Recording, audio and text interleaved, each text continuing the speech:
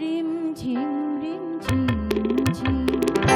ঘন দেয়া বরষে রিম ঝিম ঝিম ঘন দেয়া বরষে রিম ঝিম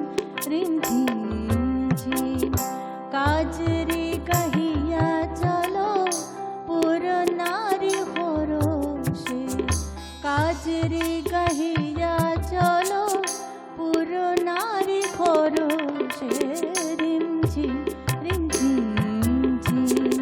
ঘন দেয়া বরষে রিম ঝিম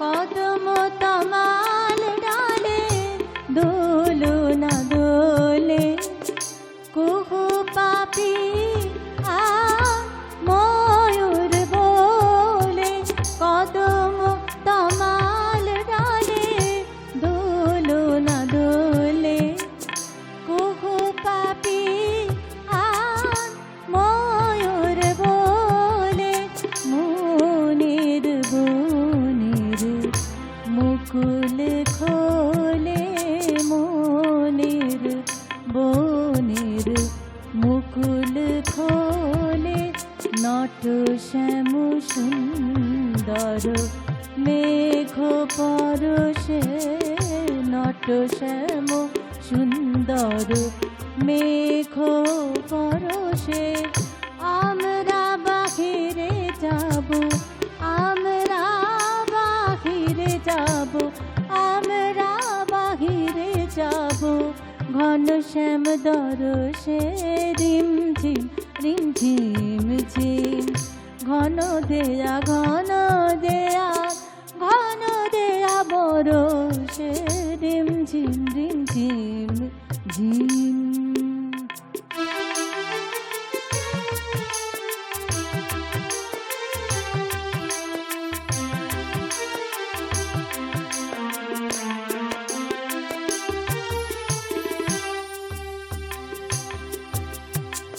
হৃদয় যমুনায় কুল জানে না গো কুল জানে না হৃদয় যমুনায় কুল জানে না গো কুল জানে না মনের রাধায় বাধা মানে না গো বাধা মানে না ডাকিছে ঘর ছাড়া ঝাড়ের বাসি অশনিয়া ঘাতানে দুয়ারে আসি গরজা গুরুজন ভবনবাসী গরজা গুরুজন ভবনবাসী আমরা বাহিরে যাব ঘন শ্যাম দরশে আমরা বাহিরে যাব আমরা বাহিরে যাব আমরা বাহিরে যাব আমরা বাহিরে যাব ঘন শ্যাম দরশে রিম ঝিম ঘন দেয়া ঘন দেয়া ঘন দেয়া বরষে রিম ঝিম কাজরি গহিরা চলো কাজরি গহিরা চলো পুর নারী খরষে কাজরি গহিরা চলো পুর নারী খরষে রিম ঝিম ঘন দেয়া ঘন দেয়া ঘন দেয়া বরষে রিম ঝিম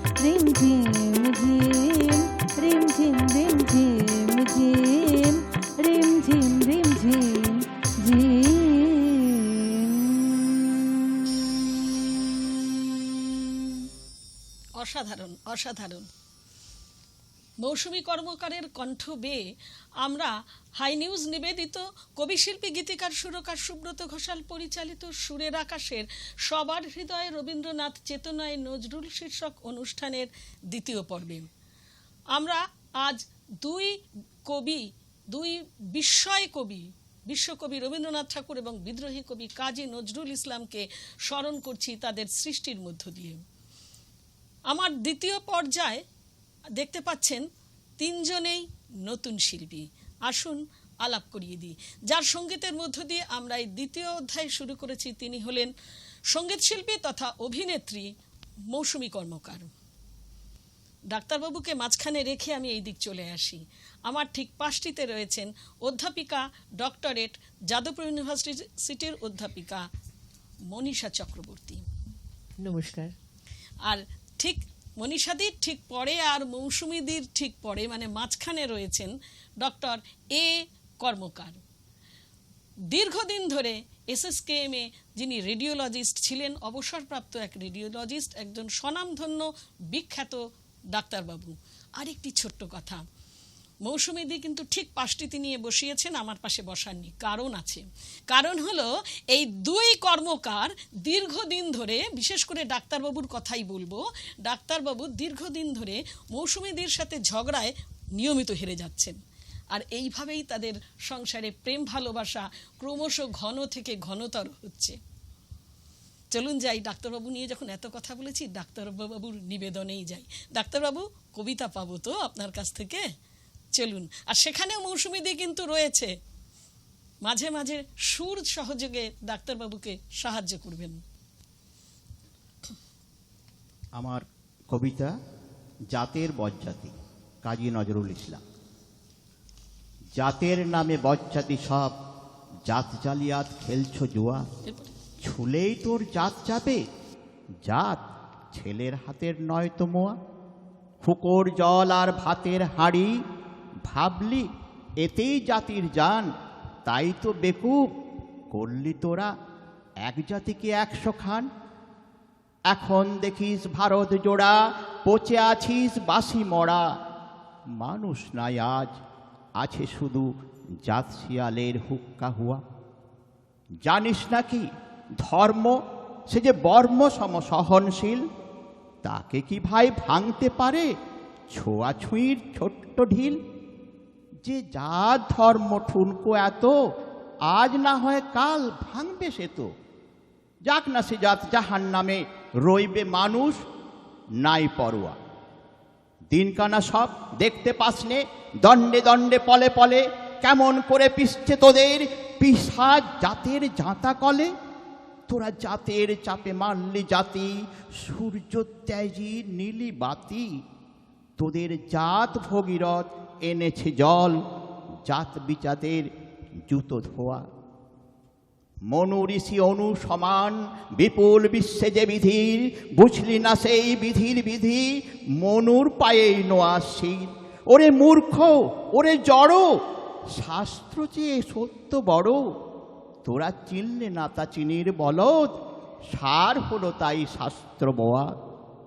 সকল জাতেই সৃষ্টি যে তার, এই বিশ্ব মায়ের বিশ্বঘর। মায়ের ছেলে সবাই সমান, তার কাছে নাই আত্মপর। তোরা সৃষ্টিকে তার ঘৃণা করে, স্রষ্টায় পুজিস জীবন ভরে। ভস্যে ঘৃত ঢালা সেজে, বাছুর মেরে গাভী দোয়া। বলতে পারিস বিশ্বপিতা ভগবানের কোন সে জাত, কোন ছেলের তার লাগলে ছোঁয়া অসুচি হন জগন্নাথ। নারায়ণের জাত যদি নাই, তোদের কেন জাতের বালাই।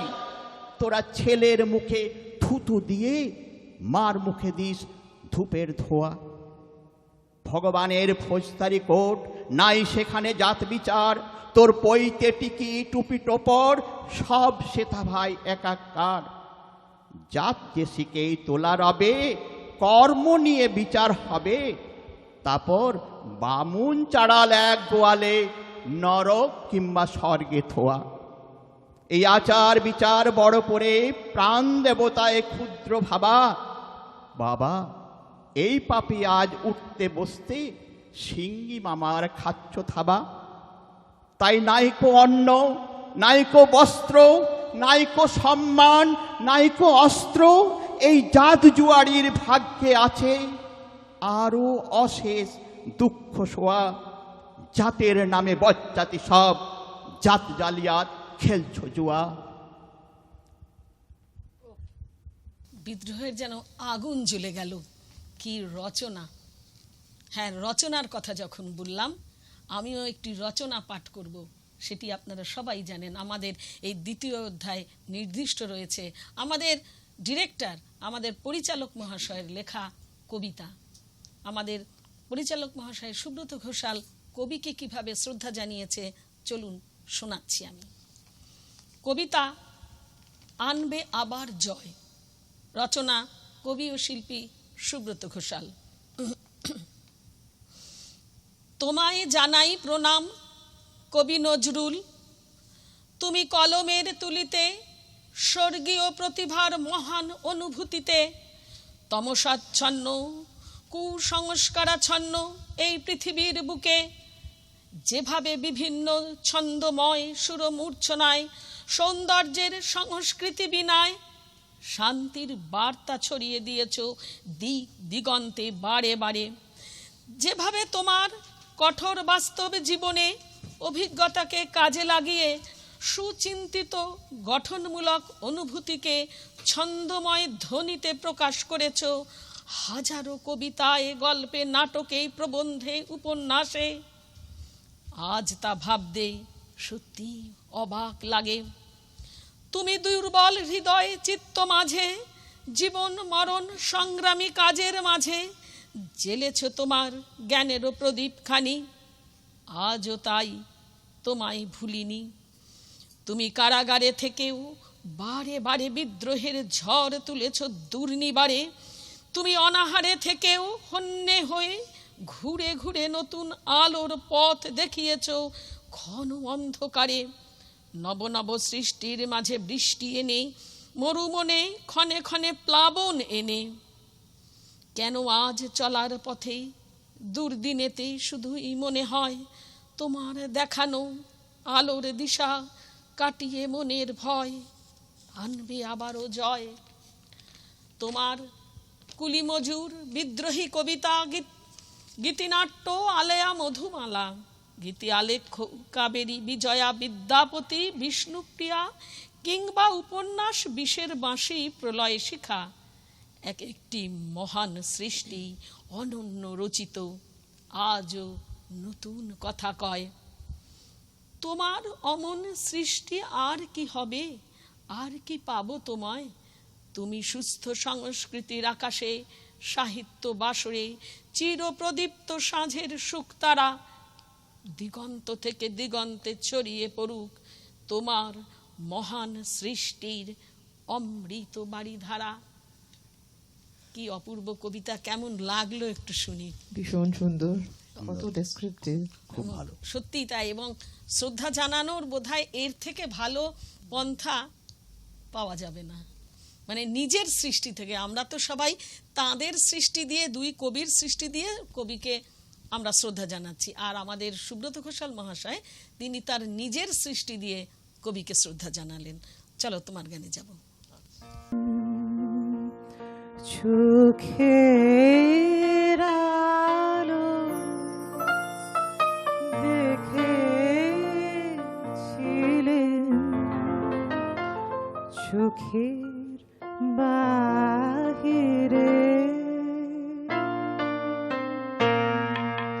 চোখের আলোয় দেখেছিলেন, চোখের বাহিরে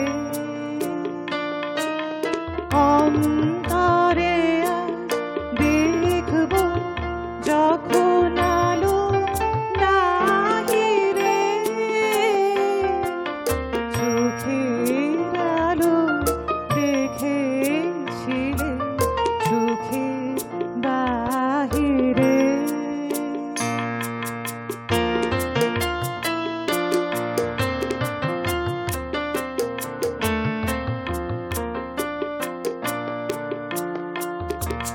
ধরায় যখন দাও না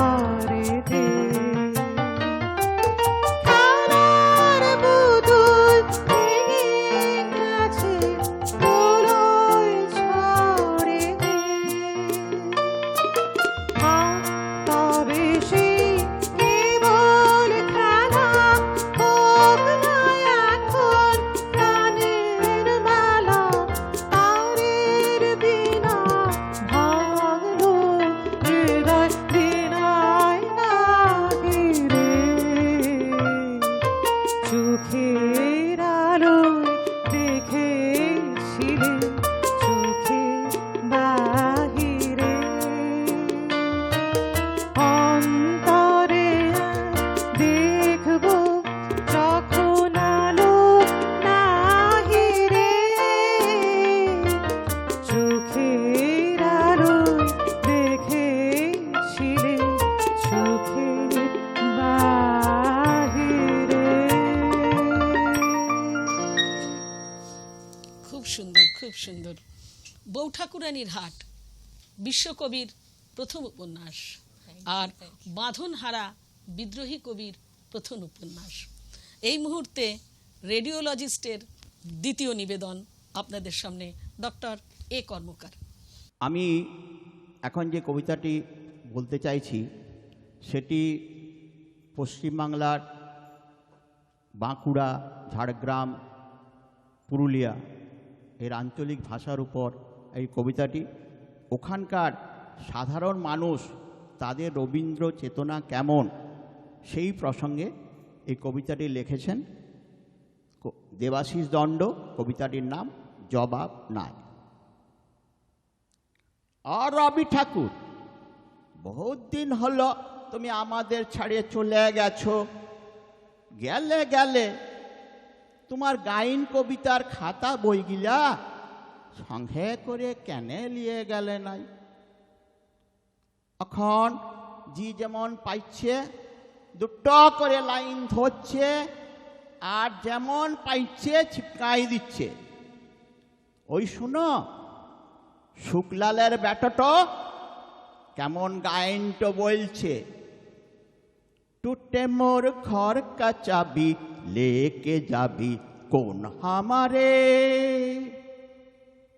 আমি একদিন তো আমার ডাকতেছিলাম, বলেছিলাম হব ই কেমন তোর গাইন ধরেছিস। ও বলল, কাকা এটা ভোজপুরি রবীন্দ্র সঙ্গীত, ইগলা রিমিক বটে, রিমিক। রবীন্দ্র সঙ্গীত গানগিলা এখন লইতন স্টাইলে গাইতে হবে পুরা ঝিঙ্কু কইরে। আগের পাড়া হারমোনি বাজাই গান বইলে আর চলবে এক নাই।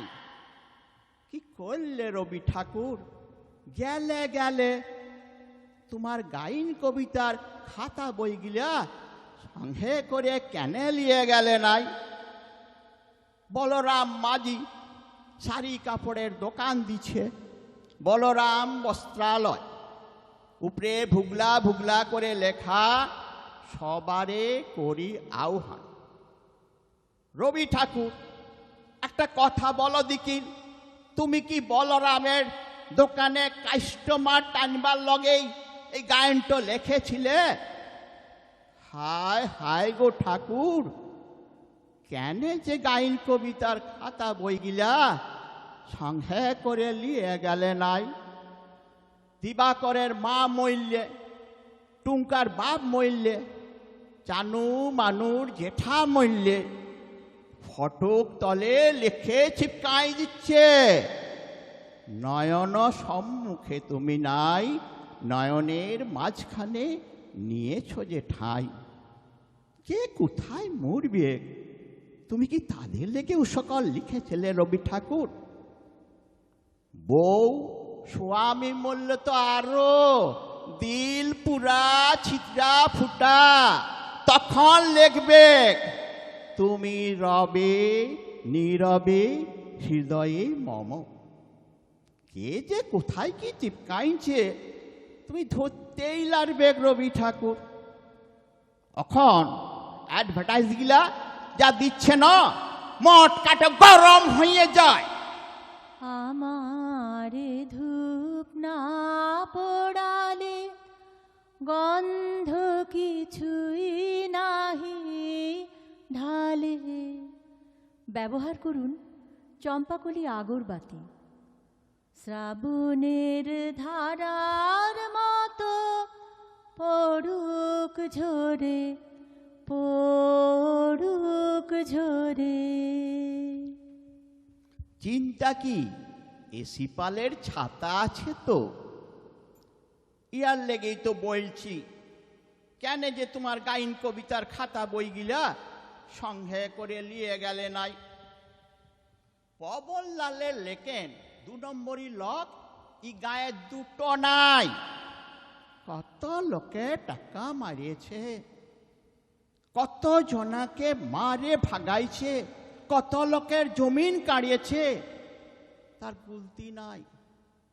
ও এখন দাঁড়াইছে ভটে, পোস্টারে ওয়ার শিয়ালের পাড়া থবড়া, থবড়ার তলে লেখা মোর নাম এই বলে খ্যাত হোক, আমি তোমাদেরই লোক।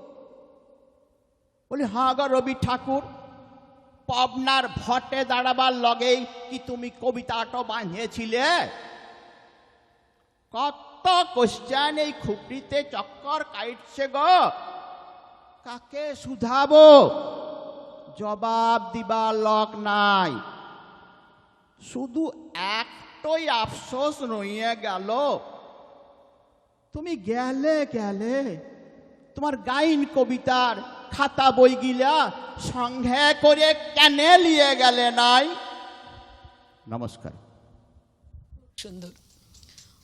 অবনীমোহন বন্দ্যোপাধ্যায় রবি ঠাকুর সম্পর্কে বলেছিলেন আনন্দের বহুমুখী উৎস। আমরা এবার মৌসুমী কর্মকারের গান শুনব এবং মৌসুমী কর্মকারের এই সঙ্গীতের মধ্য দিয়ে আমরা চলে যাব আরও একটি বিরতিতে। সঙ্গে থাকুন। সেদিন দুজনে দুলেছি বনে, ফুল ডোরে বাঁধা ঝুলুনা, সেই স্মৃতিটুকু কভু ক্ষণে ক্ষণে যেন জাগে মনে। ভুলো না, ভুলো না, ভুলো না, ভুলো না, সেদিন দুজনে দুলেছি বনে, ফুল ডোরে বাঁধা ঝুলুনা, সেই স্মৃতিটুকু কভু ক্ষণে ক্ষণে যেন জাগে মনে। ভুলো না, ভুলো না, ভুলো না, ভুলো না, সেদিন দুজনে দুলেছি বনে, ফুল ডোরে বাঁধা ঝুলুনা।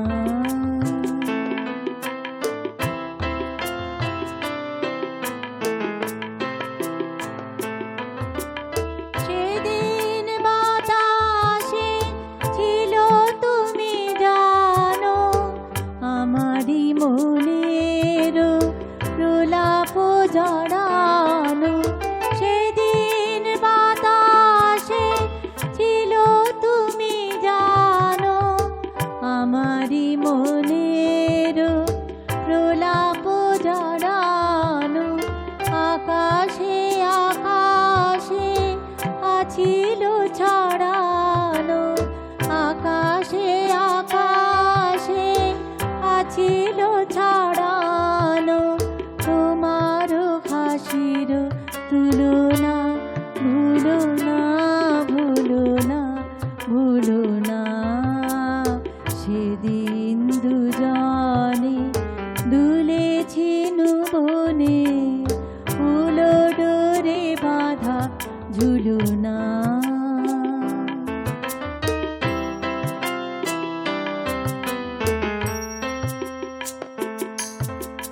যেতে যেতে পথে পূর্ণিমা রাতে চাঁদ উঠেছিল গগনে,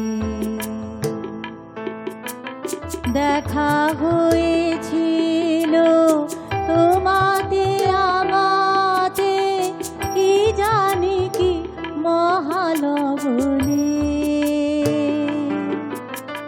চাঁদ উঠেছিল গগনে, যেতে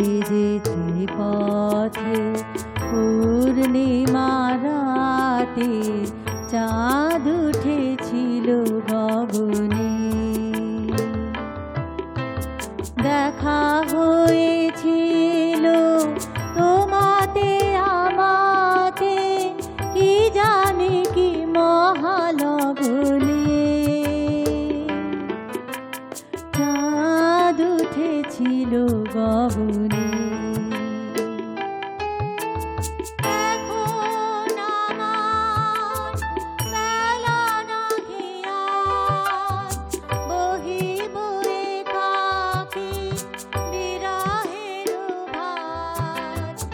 এখন আমার বেলা নাহি আর, বহিব একাকী বিরহের ভার। বাঁধিনু যে রাখি পরাণে তোমার, বাঁধিনু যে রাখি পরাণে তোমার। সে রাখি খুলো না, খুলো না, ভুলো না, ভুলো না, ভুলো না। সেদিন দুজনে দুলেছিনু বনে, ফুলো ডোরে বাঁধা ঝুলনা।